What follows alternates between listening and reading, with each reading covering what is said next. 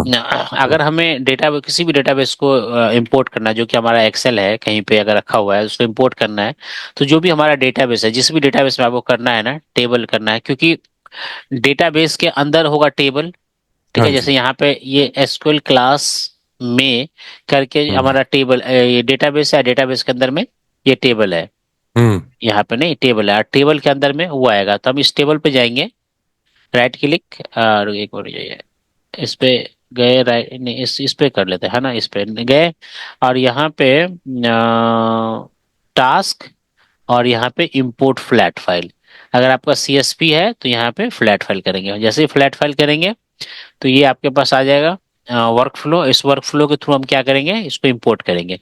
Next, अब यहाँ से हमें लोकेशन चूज करना है कि जिस भी लोकेशन पे हमारा फाइल है, तो मान के हम्म। चलिए यहाँ पे ये सैंपल सुपर स्टोर सीएसवी पड़ा हुआ है, इसको कर लिया ओके। हम्म। न्यू टेबल का नाम क्या रखना है, तो न्यू टेबल का नाम अगर हमको सैंपल सुपर स्टोर ही अगर रखना है मान के चलिए, तो हम ये रख लेते हैं। नेक्स्ट,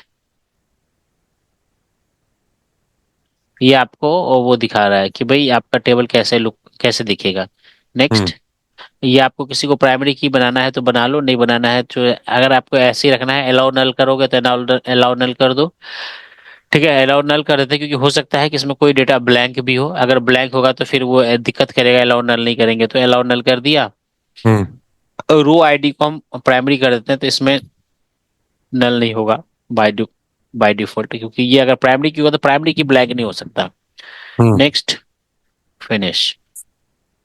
अब जैसे इसको फिनिश करेंगे, क्लोज। अब देखिए, इसको रिफ्रेश कर लेते हैं यहाँ से एक बार ना, राइट क्लिक, और यहाँ से रिफ्रेश कर लेते हैं।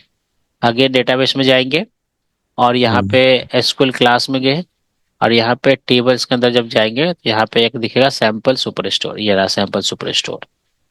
ओके। अब यहाँ पे न्यू क्वेरी करके करेंगे, यहाँ पे इसमें न्यू क्वेरी में चले गए, और यहाँ पे अगर हम डालेंगे कि select asterisk hmm. From sample super store, आ गया ये। हाँ जी, हाँ अब जी। इसको अगर करेंगे एग्जीक्यूट, तो इसके अंदर का सारा डेटा जी। निकाल देगा। इसका ठीक है। मतलब ये टेबल आ गया। तो सिंपल सा क्या हो गया कि किसी भी उस पे जाना है, टास्क में जाना है, और इंपोर्ट फ्लैट फाइल।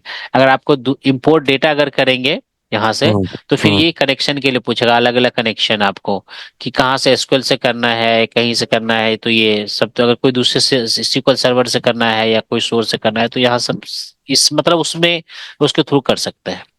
ठीक है। अच्छा। ओके। ठीक है सर, डन है।